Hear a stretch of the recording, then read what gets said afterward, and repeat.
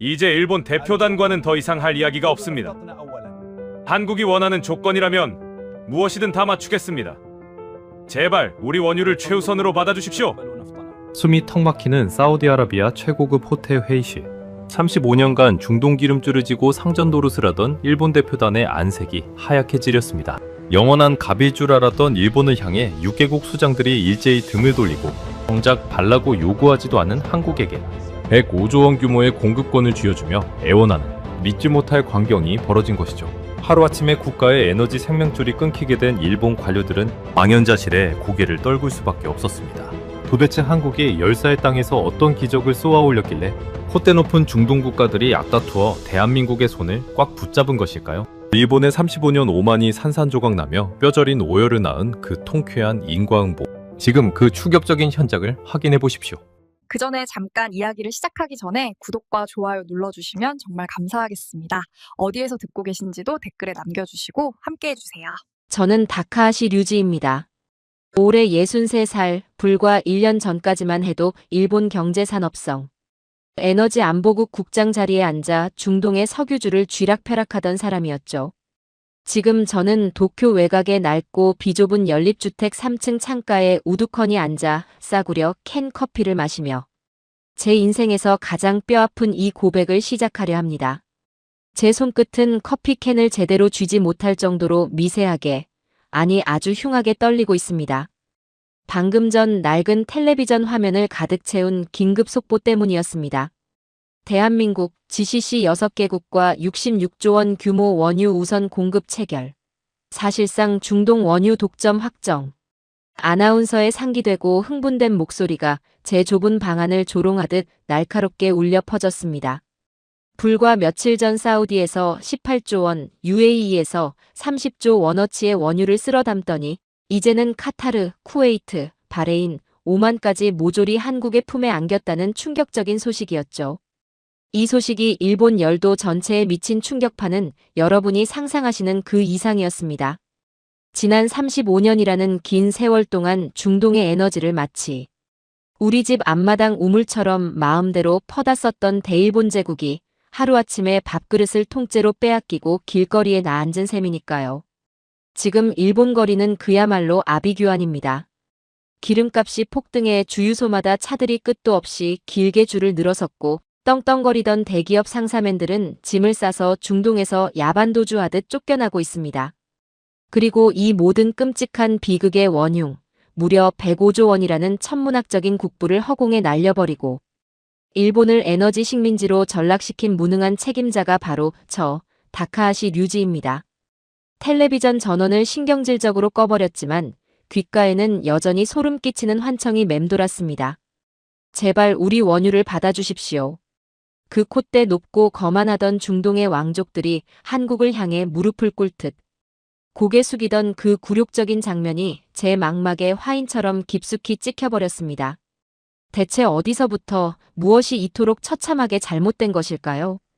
저는 시간을 되돌려 제가 얼마나 끔찍한 오만과 헛된 착각 속에 살았는지, 그리고 대한민국이라는 거대한 파도를 어떻게 철저히 비웃고 멸시했는지 낱낱이 자백하려 합니다. 모든 비극의 썩은 씨앗이 싹트기 시작한 것은 지금으로부터 12년 전 2014년 8월 사우디아라비아의 수도 리야드에서였습니다. 당시 저는 일본 정부를 대표하는 에너지 협상 수석 대표 자격으로 중동 땅을 밟았습니다.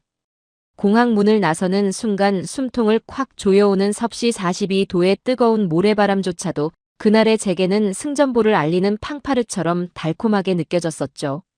아랍 왕실 전용 검은색 에스컬레이드 차량이 저를 리야드 최고급인 알 마무라 팰리스 호텔로 안내했습니다. 대리석이 깔린 화려한 호텔 로비에 들어서자 아라비아 특유의 진한 카다몬과 장미 향기가 코끝을 스쳤습니다. 저는 그 이국적인 향기를 깊게 들이마시며 속으로 오만하게 중얼거렸습니다. 이 척박하고 뜨거운 사막의 나라를 먹여 살리는 것은 결국 석유고, 그 석유를 제일 비싸게 사주는 최고의 큰손은 바로 우리 일본이다. 고로 나는 이 사막의 진정한 지배자다. 참으로 역겨울 만큼 멍청한 착각이었습니다. 42층 최고급 스위트룸에서 열린 비밀회의. 천장에 금빛 샹들리에가 눈부시게 빛나는 그곳에는 사우디와 UAE의 최고위 에너지 관료들이 굳은 표정으로 줄지어 앉아 있었습니다. 제 맞은편 상석에 앉은 사우디 에너지부의 전략국장. 알마리 아사드는 중동에서만 28년을 구른 70대의 노회한 여우였습니다. 하지만 저는 눈 하나 깜짝하지 않고 거드름을 피우며 가져온 서류를 테이블 위로 툭 던지듯 내려놓았습니다. 알마리 국장님, 이 숫자를 똑똑히 보십시오. 우리 일본이 지난 20년간 당신들 사막 땅에 쏟아부은 돈이 무려 47조 원입니다. 최고급 정유 플랜트 56개를 우리가 우리 기술로 지어줬고 아시아 전역에 당신들 기름을 팔아주는 유통망도 오직 일본 상사들의 몫이죠. 솔직히 까놓고 말해서 우리 일본 제국이 없으면 당신들이 퍼올리는 그 기름은 그저 냄새나는 끈적한 검은 웅덩이에 불과합니다. 그러니 앞으로 위기 상황이 닥치면 그 어떤 나라보다 최우선으로 우리 일본에게 원유를 넘기겠다는 우선 공급 독점 조항에 당장 서명하십시오. 제 입에서 나온 말은 외교적인 협상이 아니라 무례한의 협박에 가까웠습니다. 35년이라는 긴 세월 동안 일본이 중동 곳곳에 쳐놓은 거미줄 같은 기득권은 세상이 두 쪽. 나도 절대 끊어지지 않을 거라는 맹목적인 믿음이 제 눈과 귀를 완전히 가리고 있었기 때문입니다. 알마리 국장은 불쾌한 기색을 숨기며 묵묵히 제 서류를 훑어보더니 깊고 서늘한 눈으로 저를 빤히 응시하며 이렇게 말했습니다. 다카하시 국장님. 그런데 말입니다. 요즘 한국이라는 나라가 이 지역 에너지와 안보에 꽤나 뜨거운 관심을 보이더군요. 한국. 그 단어가 중동 최고위 관료의 입에서 나오는 순간 저는 하마터면 참지 못하고 소리내어 폭소를 터뜨릴 뻔했습니다. 한국이요? 저는 입꼬리를 한쪽으로 올리며 몹시 여유롭게 커피잔을 들어올렸죠. 아, 그 동북아시아의 작은 나라 말입니까? 최근 들어와서 우리를 따라 해보겠다고 발버둥을 치는 모양이던데. 이제 막 걸음마를 뗀 아기들이 이 거친 중동 사막에서 대체 뭘 할 수 있겠습니까? 우리 일본이 피땀 흘려 쌓아 올린 35년의 철옹성 같은 금자탑을 그깟 한국이 쳐다보기나 하겠냐는 말입니다. 저는 겉으로는 미소를 지으며 속으로는 거세게 콧방귀를 뀌었습니다. 당시 한국은 중동 에너지 시장에서 감히 일본의 발끝에도 미치지 못하는 아주 초라하고 미미한 존재라고 굳게 믿어 의심치 않았으니까요. 하지만 그것은 제 인생을 파멸로 몰고 간 최악의 치명적인 오판이었습니다. 알마리 국장의 그 짧은 언급은 가벼운 인사치레가 아니라 우리 일본을 향해 던진 아주 매서운 최후 통첩이었습니다. 너희가 계속 이런 식으로 우리를 무시하고 오만하게 군다면 우리에게는 한국이라는 새롭고 강력한 진짜 대안이 있다. 이 뜻을 멍청한 저는 전혀 알아차리지 못한 채 그저 일본의 압도적인 위세에 눌려 알마리 국장이 헛소리를 한다고 가볍게 치부해버린 것이죠.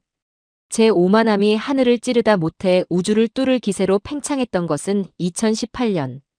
도쿄에서 열린 일본 사우디 에너지 협력 25주년 기념 최고위 만찬장이었습니다.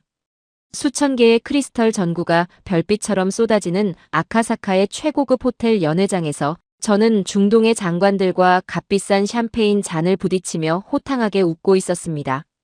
그때 제 오른팔이던 부하 직원이 다가와 제 귀에 대고 조심스레 소곤거리더군요. 국장님, 저기 행사장 입구 쪽에 한국 대사관 직원들이 왔다가 초청장이 없어 쫓겨났습니다. 안을 부러운 듯 기웃거리다 돌아가더라고요. 그 보고를 듣는 순간 저는 통쾌함에 배를 잡고 낄낄거렸습니다. 하하, 꼴 좋군. 똑똑히 지켜보라고 해.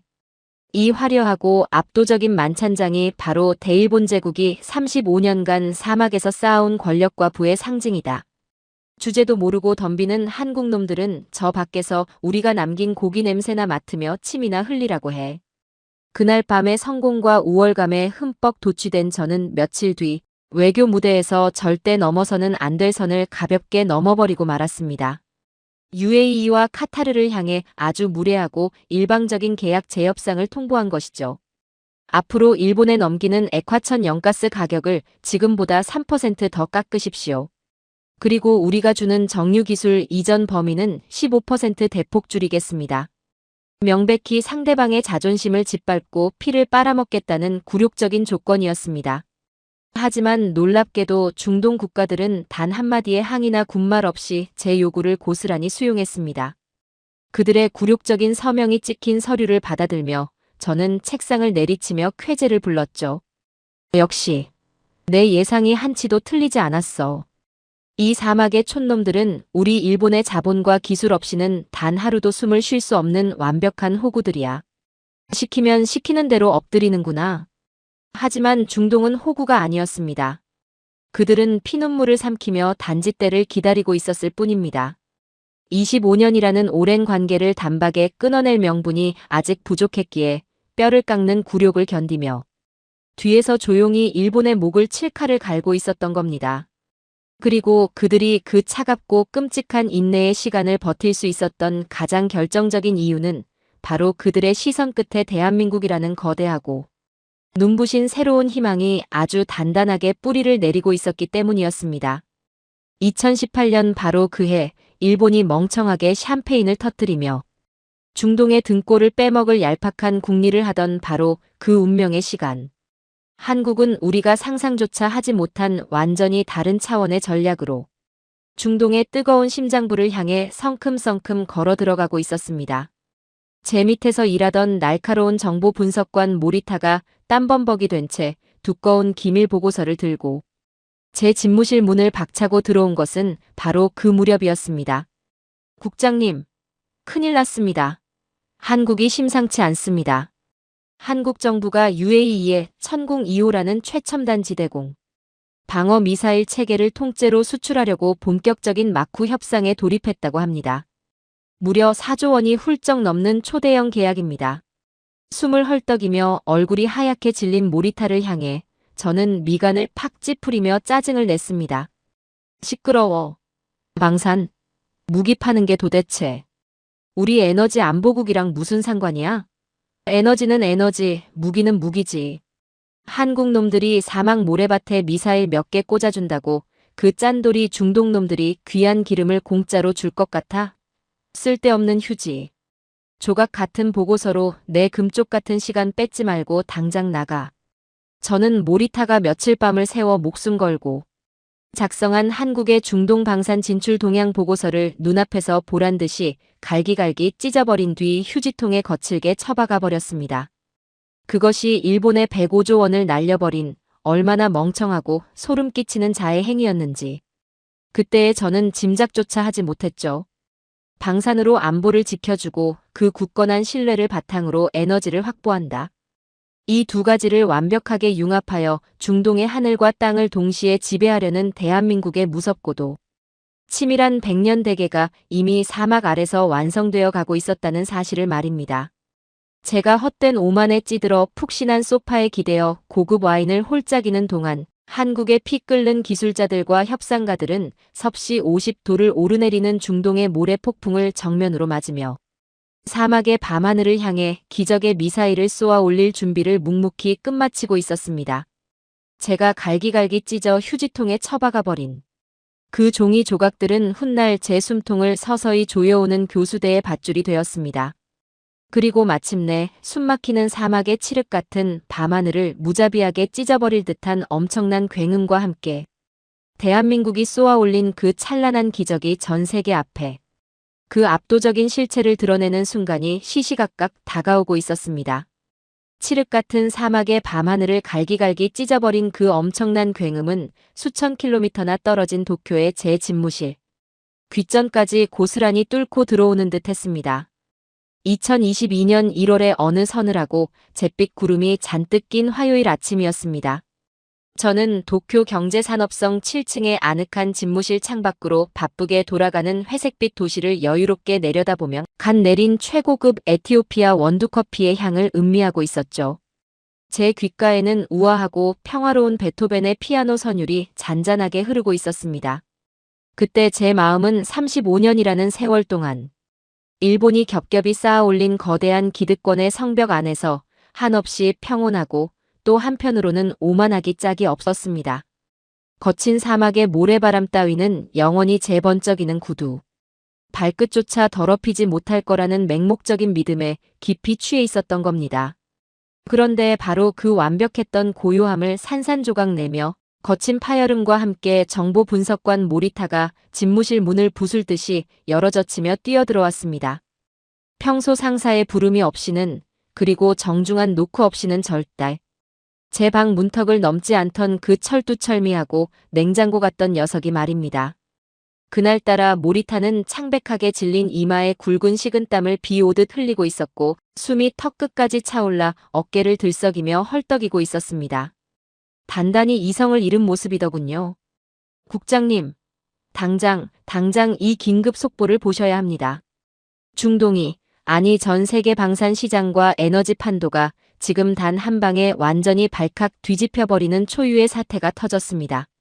모리타는 경련이 일듯 심하게 떨리는 두 손으로 제 책상 위에 자신의 태블릿 PC를 내동댕이치듯 내려놓았습니다.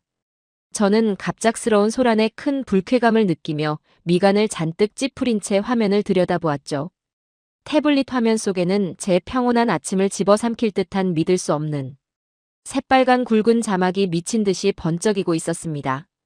대한민국 지대공 방어 미사일 천궁 2호 UAE 실전 배치 직후 쏟아지는 적 미사일 완벽 요격.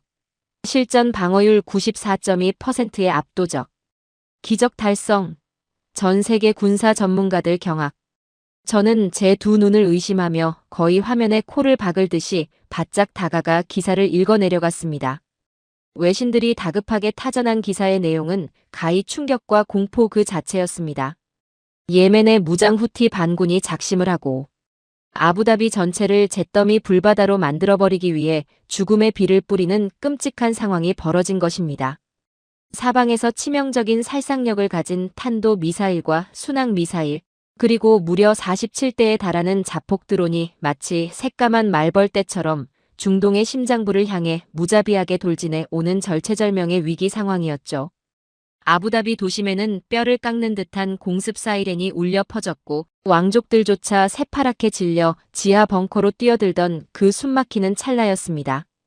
바로 그때 사막 한가운데 우뚝 솟아 진을 치고 있던 대한민국의 최첨단 지대공 방어체계 천궁 2호가 무시무시한 화염을 뿜으며 칠흑 같은 하늘을 향해 연달아 비상했습니다. 고막을 찢는 듯한 엄청난 굉음과 함께 한국이 쏘아올린 미사일들이 마치 하늘 전체를 덮는 거대한 황금빛 방어막을 치듯 아부다비 상공을 완벽하게 장악해버리는 경이로운 광경이 펼쳐진 것입니다. 적의 흉악한 미사일과 자폭 드론들이 지상에 닿기도 전에 허공에서 모조리 흔적도 없이 산산조각 내버리는 그야말로 신의 방패와도 같은 기적을 대한민국이 연출해낸 것이죠. 전 세계 내로라 하는 군사 강국들조차 혀를 내두르며 입을 다물지 못하는 공식 방어 성공률 94.2%. 그 콧대 높고 천문학적인 돈을 쏟아붓는 미국의 자랑. 패트리어트 미사일조차 실전에서는 감히 꿈도 꾸지 못하는 압도적이고 경이로운 대기록을 아시아의 작은 나라.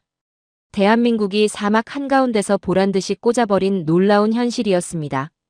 하지만 이 엄청난 기적의 증거 앞에서도 저는 억지로 콧방귀를 뀌며 태블릿을 책상 끄트머리로 휙 밀어버리고 말았습니다. 모리타, 자네 지금 제정신인가? 고작 이런 삼류 할리우드 영화에서나 나올 법한 과장된 찌라시 기사를 들고 감히 국장실 문을 박차고 들어와 한국 놈들이 사막에서 자기들 헐값 무기 좀 팔아보겠다고 말도 안 되는 엉터리 과장 광고를 뿌려대는 게 뻔하지 않나. 94.2%라고?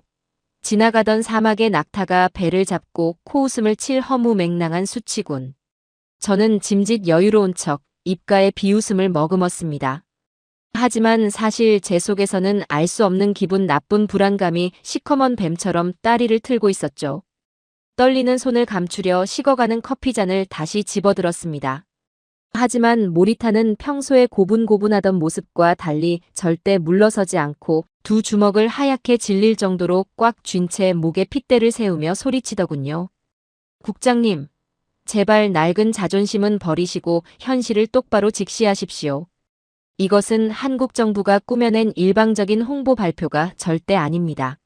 미국 국방부의 최정예 정찰 위성이 실시간으로 격추 궤적을 포착했고 미군 독립 최고 검증팀이 교차 검증을 통해 공식적으로 도장을 힘껏 찍어준 완벽한 팩트 데이터라고요. 심지어 세계 최강 미국조차도 한국에 이소름 끼치도록 미친 기술력의 경악을 금치 못하고 방금 전 펜타곤 내부에서 긴급 분석 회의까지 소집한 초유의 위급 상황입니다. 그 말을 듣는 순간 제 손에 들려있던 하얀 도자기 커피잔이 미세하게 덜덜 떨리기 시작했습니다. 출렁이던 뜨거운 에티오피아 커피가 제 손등 위로 엎질러졌지만 저는 살같이 데이는 그 뜨거움조차 전혀 느낄 새가 없었죠. 천하의 미국이 공식 인정했다고, 펜타곤이 발칵 뒤집혔다고, 그 동북아시아의 작은 나라가 독자적으로 만든 무기가 미국도 쩔쩔매는 중동의 심장부를 그토록 완벽하게 방어해냈단 말인가. 심장 한구석 깊은 곳에서부터 검고 차가운 공포가 독버섯처럼 걷잡을 수 없이 피어올랐습니다. 하지만 저는 대일본제국 경제산업성의 에너지 안보국장이라는 알량하고 썩어빠진 자존심 때문에 그 거대한 공포를 억지로 짓눌러버리는 어리석은 짓을 저지르고 말았습니다. 시끄러워. 감히 내 앞에서 누굴 훈계하려 드는 건가. 설령 자네 말대로 그 망할 격추 수치가 전부 진짜 팩트라 쳐도 까짓것 하늘에다 미사일 폭죽 하나. 잘 쏘아 올린 게 우리 일본이 쥐고 있는 이 거대한 에너지 안보랑 대체 무슨 상관이 있다는 건가? 방산 무기는 그저 무기일 뿐이고 시커먼 원유는 원유야.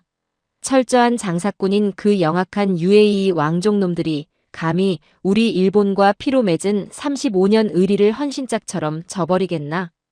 고작 하늘 뚫는 요격 미사일 몇 발 쏴줬다고 한국놈들에게 굽신거리며 자기들 생명 같은 기름을 퍼주기라도 할 줄 아느냔 말이다.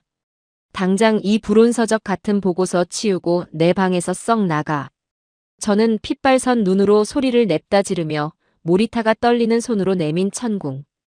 2호 상세 분석 기밀 보고서를 신경질적으로 낚아챘습니다.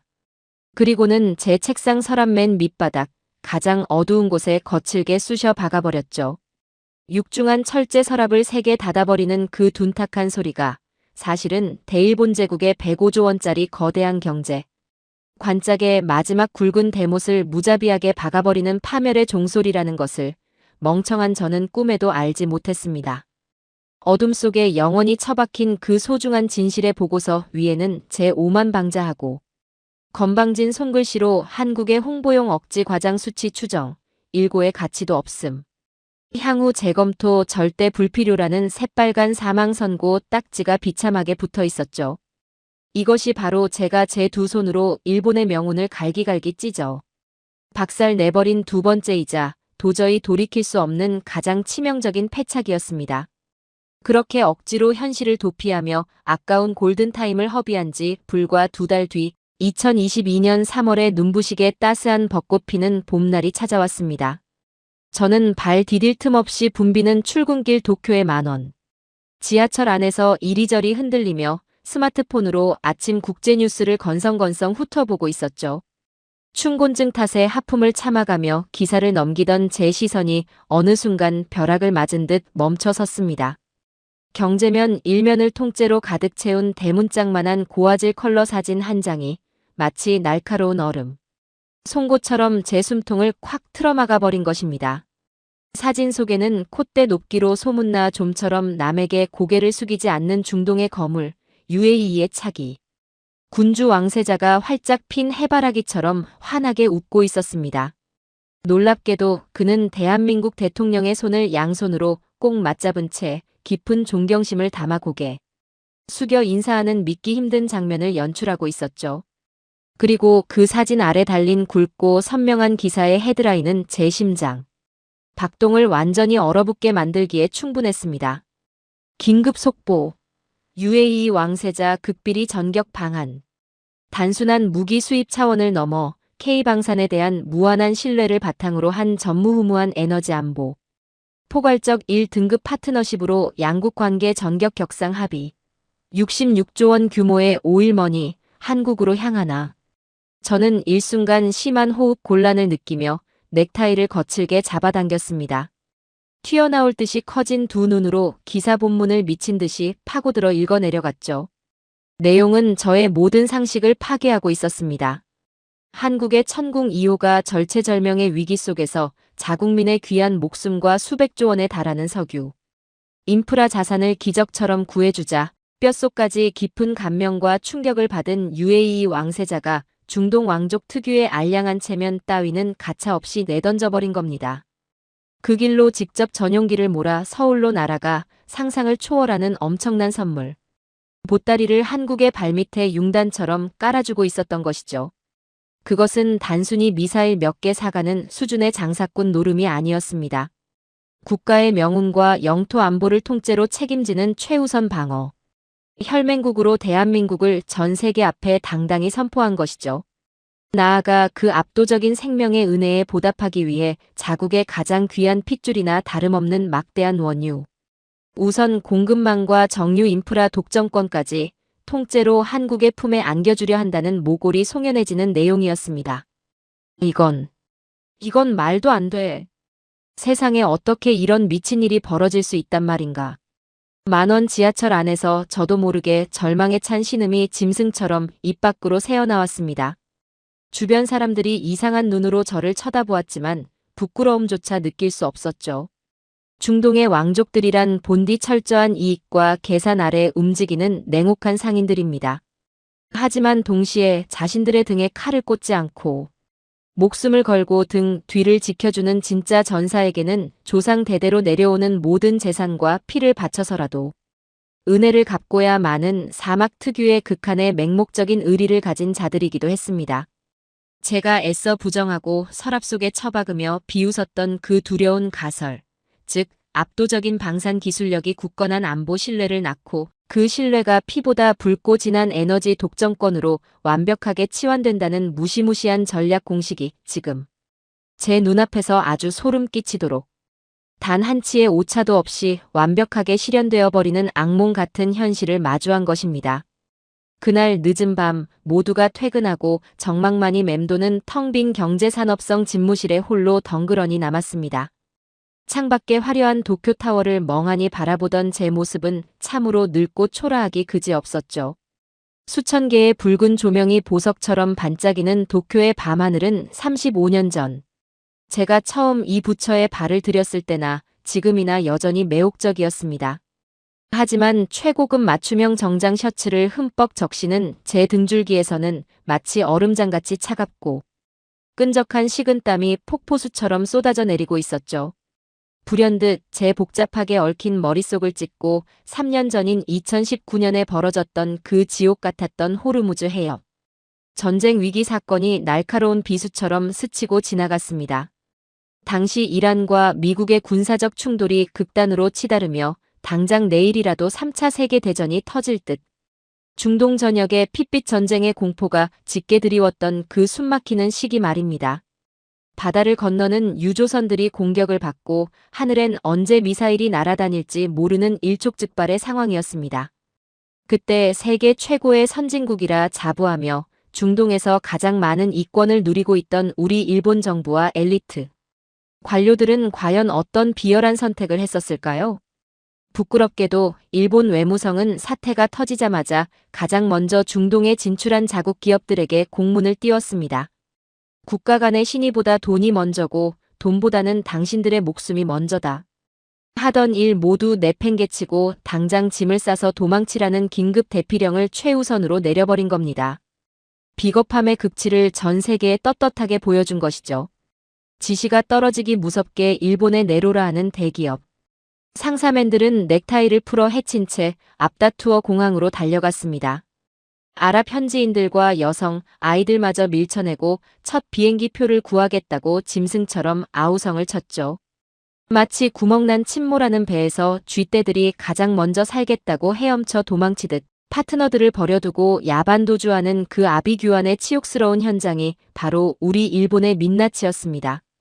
그런데 그 절망적인 순간 대한민국 기업들은 과연 어떤 미련한 짓을 벌이고 있었을까요? 폭탄이 언제 내 정수리 위로 떨어질지 모르는 끔찍한 공포, 살을 찢는 듯한 날카로운 공습. 사이렌 소리가 24시간 내내 울려 퍼지는 그 생지옥 같은 사막의 거대한 정유. 공장 한가운데에 무려 143개나 되는 대한민국의 굵직한 기업들이 한치의 물러섬이나 흔들림 없이 돌부처처럼 꿋꿋하게 자신들의 자리를 지키고 서 있었습니다.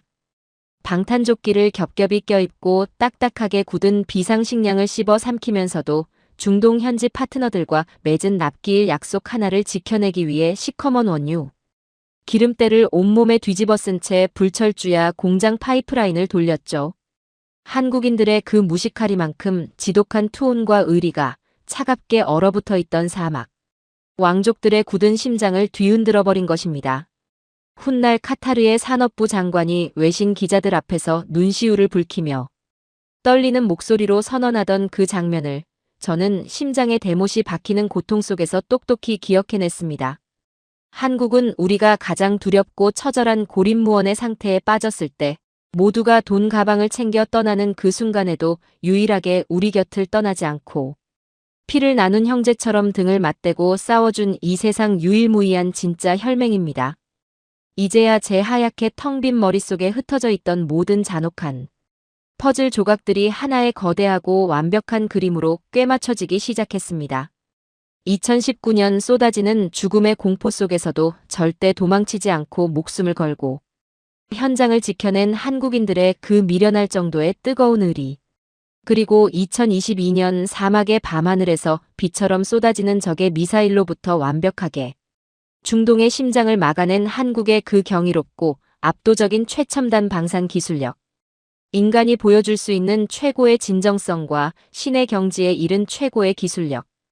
이 두 가지가 사막 한가운데서 거대한 용광로처럼 결합하여 의심 많고 콧대 높은 중동 6개국 왕족들의 가슴속 깊은 곳에 대한민국이야말로 목숨을 걸고 우리의 영혼과 영토를 지켜줄 단 하나의 진짜 형제다라는 절대적인 종교적 신앙을 영원히 각인시켜버린 무서운 결과였던 것입니다. 그렇다면 그 잘난 우리 일본은 도대체 그동안 사막에서 무슨 짓거리를 하고 있었던 걸까요? 지난 35년이라는 긴 세월 동안 그저 돈 냄새만 귀신같이 맡고 달려가 단물과 알맹이만 쪽쪽 빨아먹다 정작 상대가 피를 흘리며 위기에 처하면 가장 먼저 비열하게 꼬리를 말고 도망치는 하급 장사치에 불과했던 추악한 미천이 전 세계 앞에 낱낱이 드러난 셈입니다.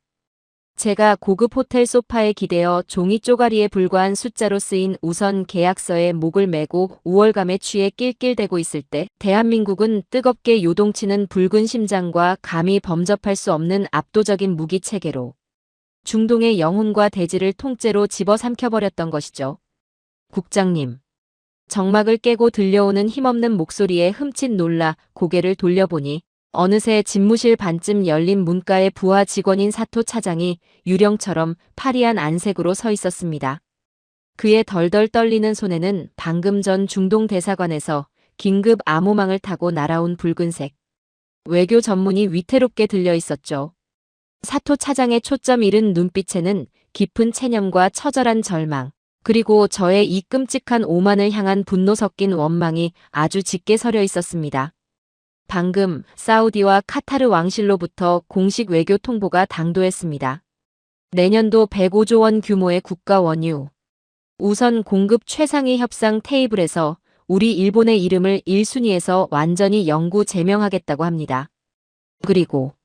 그리고 그 가장 명예롭고 절대적인 독점의 자리에 다른 누구도 아닌 바로 대한민국을 단독으로 모시겠다고 공식 선언했습니다. 제 머릿속에서 대일본 제국이라는 거대한 철옹성이 뿌리째 뽑혀 와르르 무너져 내리는 끔찍하고 파괴적인 굉음이 울려 퍼졌습니다. 35년간 중동의 피를 빨아먹으며 교만하게 쌓아올린 105조 원짜리 일본의 거대한 모래성이 한국이라는 막을 수 없는 거대한 진실의 쓰나미에 휩쓸려 단 1초 만의 흔적도 없이 사막의 먼지로 사라져버리는 그 끔찍한 파멸의 서막이 마침내 오르고 만 것이죠. 저는 공포에 덜덜 떨리는 두 다리를 주체하지 못한 채 털썩, 처참하고 비참하게 무너져 내리고야 말았습니다. 최고급 가죽 의자 위로 처참하게 무너져 내린 제 귓가에는 사토 차장이 가늘게 떨며 바닥에 떨어뜨린 붉은색 외교 전문이 부딪히는 소리만이 거대하고 불길하게 울려 퍼졌습니다. 저는 덜덜 떨리는 손을 뻗어 바닥에 흩어진 그 종이들을 어떻게든 주워 담으려 애를 썼지만 손가락 마디마디에 도무지 힘이 들어가지 않아 허공을 허우적거리는 꼴이 참으로 비참하기 짝이 없었죠. 105조 원. 대일본 제국의 1년 국방비 예산과 맞먹는 어마어마한 그 천문학적인 숫자가 오직 제 어리석고 멍청한 오만함 하나 때문에 단숨에 허공의 먼지처럼 증발해버렸다는 사실이 도무지 뇌로 전달되지 않았습니다. 어떻게든 이 악몽 같은 현실을 되돌려야 한다는 짐승 같은 절박함에 저는 미친 사람처럼 책상 위 전화기를 집어들고 사우디 왕실의 직통 VIP 라인 버튼을 마구잡이로 눌러댔습니다. 전화 신호음이 길게 울려 퍼졌습니다. 평소 같았으면 단 한 번의 신호음이 채 끝나기도 전에 수화기 너머로 굽신거리는 목소리가 들려왔을 중동의 고위 관료들이었습니다. 하지만 그날따라 수화기 너머로는 차갑고 무심한 기계음만이 10분, 20분이 넘도록 제 심장을 날카롭게 후벼 파며 울려 퍼질 뿐이더군요. 제 얼굴은 이미 죽은 사람처럼 잿빛으로 질려갔고 이마에서는 차가운 식은땀이 턱을 타고 뚝뚝 떨어져 최고급 명품 넥타이를 흉하게 적시고 있었습니다. 제발, 제발 전화를 받아라. 대일본 제국의 35년 공든 탑이 이대로 허망하게 끝날 수는 없어. 저는 넥타이를 거칠게 뜯어풀며 목이 터져라 절규했지만 돌아오는 것은 뼈가 시리도록 철저한 외면과 무거운 침묵뿐이었습니다.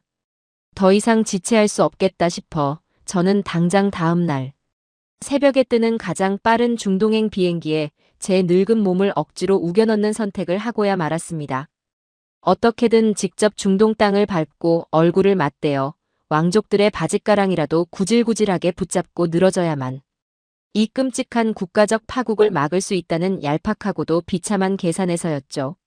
10여 시간의 지옥 같은 비행 끝에 간신히 도착한 사우디아라비아 리야드 공항.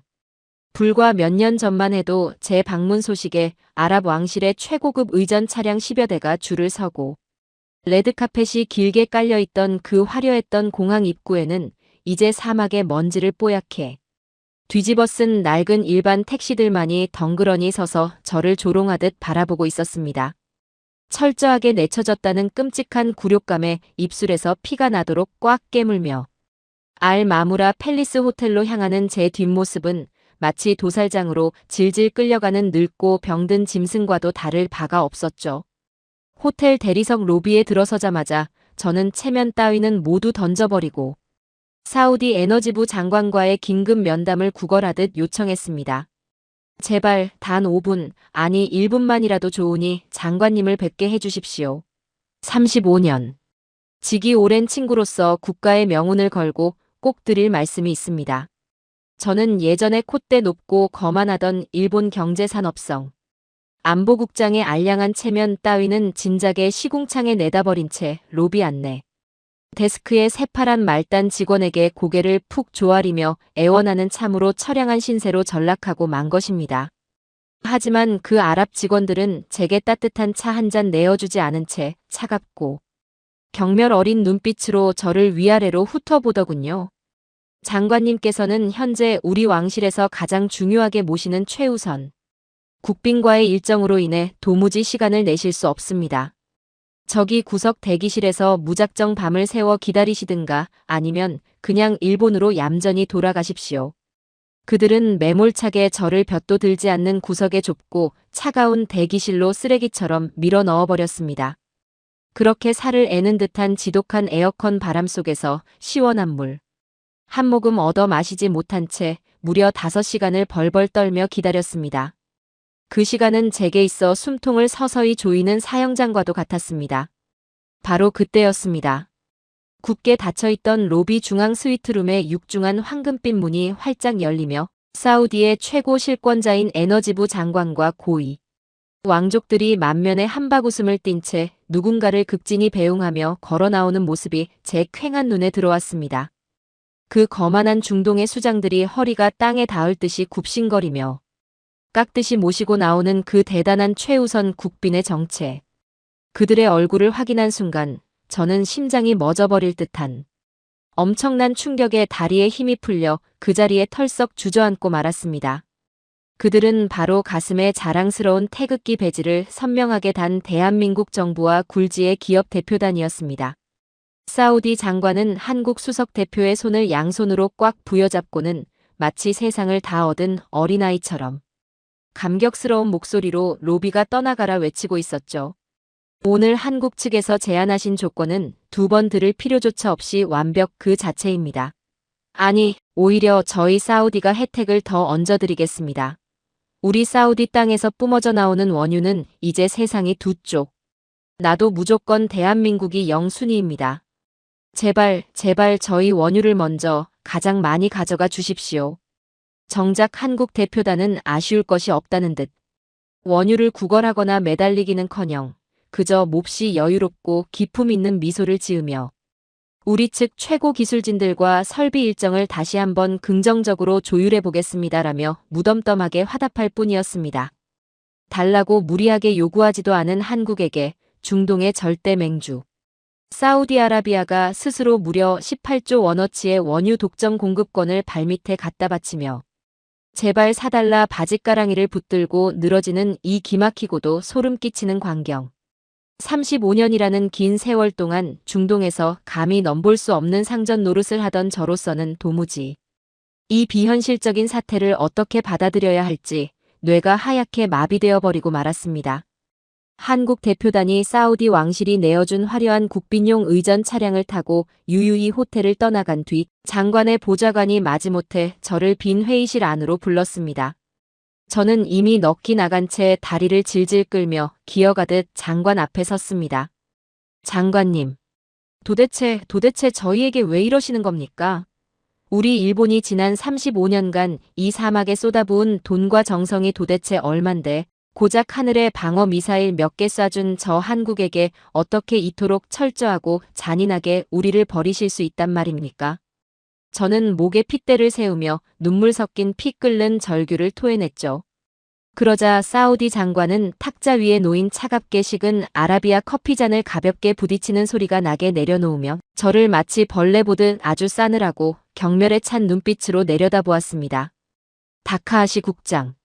당신네 콧대 높은 일본인들은 여전히 과거에 썩어 문드러진 종이 계약서 쪼가리에 취해 세상이 지금 어떻게 뒤집히고 돌아가는지 전혀 깨닫지 못하고 있군요. 우리가 저 위대한 한국의 머리를 숙이고 매달리는 이유가 고작 미사일 무기 때문이라고 생각합니까? 물론 천궁 이후로 사막의 밤하늘을 수호해 우리 자국민의 귀한 목숨을 지켜준 은혜도 감히 하늘보다 높지만 진짜 핵심은 따로 있습니다. 당신들이 그토록 우습게 보며 하청업체 취급하던 한국의 압도적인 정유 기술 말입니다. 순간 제 머리를 커다란 망치로 세게 얻어맞은 듯한 멍한 충격이 전신을 훑고 지나갔습니다.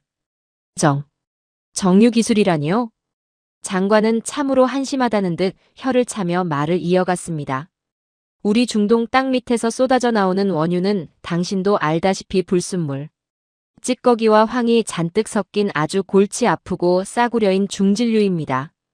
그냥 쓰면 시커먼 매연과 공해가 너무 심해서 선진국에서는 환경 문제로 아예 쳐다보지도 않는 애물단지죠. 그런데 저 한국 사람들은 어떤 기적을 일으킨 줄 아십니까? 그들은 수백조 원을 아낌없이 투자해 이 더럽고 끈적한 중동의 찌꺼기 원유를 전 세계가 앞다투어 탐내는 가장 맑고 깨끗한 최고급 황금빛 항공유와 가솔린으로 마법처럼 연성해내는 세계 1위의 고도화 정유 설비를 구축해냈습니다. 에너지 안보국장이라는 당신도 익히 잘 알 텐데요. 지금 전 세계 최강대국 미국 하늘을 날아다니는 비행기들이 쓰는 수입 항공유의 무려 68.6%가 바로 메이드 인 코리아, 한국산이라는 그 무시무시한 사실을 말입니다. 장관의 입에서 단호하게 터져나온 진실은 제 알량한 상식을 찢어발기는 참으로 무섭고도 예리한 비수였습니다. 우리가 이 척박한 사막에서 기름을 캐내어 전 세계의 비싼 값에 팔아먹고 살려면 한국이라는 거대하고 완벽한 마법의 정수기가 반드시 필요합니다. 만약 한국의 정유사들이 내일부터 당장 우리 중동 기름을 끊어버리고 대신 깨끗한 미국산 셰일가스나 북해산 브렌트유로 공장 설비를 싹 돌려버리면 어떻게 될까요? 우리 중동 경제는 그날부로 심장이 멎고 완전히 끝장나는 겁니다. 일본은 그저 우리 기름을 돈 주고 사서 태워 없애버리는 단순 무식한 소비자에 불과하지만 한국은 우리 원유에 새로운 숨결을 불어넣어 전 세계로 뻗어나가게 해주는 생명줄이자 제2의 산유국 그 자체란 말입니다. 그제야 저는 제가 얼마나 우물 안개구리처럼 멍청하고 한심하게 세상을 살아왔는지 뼈저리게 깨닫고 말았습니다. 무기로 중동의 안보를 완벽하게 지켜주고 위기의 순간에 절대 등을 돌리지 않는 굳건하고 미련한 의리를 보여주었으며 거기에 더해 세계 최고의 압도적인 정유 기술로 중동 전체의 경제적 목줄이자 생명줄을 완전히 쥐락펴락하고 있었던 위대한 대한민국. 중동 국가들 입장에서는 우리 일본처럼 으름장을 놓을 대상이 아니라 오히려 한국이 변심하여 등을 돌릴까봐 매일 밤 두려움에 벌벌 떨며 매달려야 하는 절대적인 슈퍼갑의 위치에 서 있었던 것이죠. 제가 한국을 일개 하청업체 취급하며 콧방귀를 뀌고 비웃고 있을 때 그들은 이미 사막의 콧대 높은 왕들을 자신의 발밑에 두고 조종하는 진정한 지배자로 당당히 군림하고 있었던 겁니다. 그래서 우리 걸프 협력회의 GCC 6개국 왕족들은 어젯밤 만장일치로 긴급 결의안에 서명했습니다. 장관의 마지막 선언은 제 남은 숨통마저 완벽하고 잔인하게 끊어놓는 사형 선고와도 같았습니다. 사우디, UAE, 카타르, 쿠웨이트, 바레인, 오만. 우리 6개국은 단 하루의 망설임이나 이견도 없이 오직 대한민국만을 최우선 에너지 협력국으로 모시기로 굳게 맹세했습니다.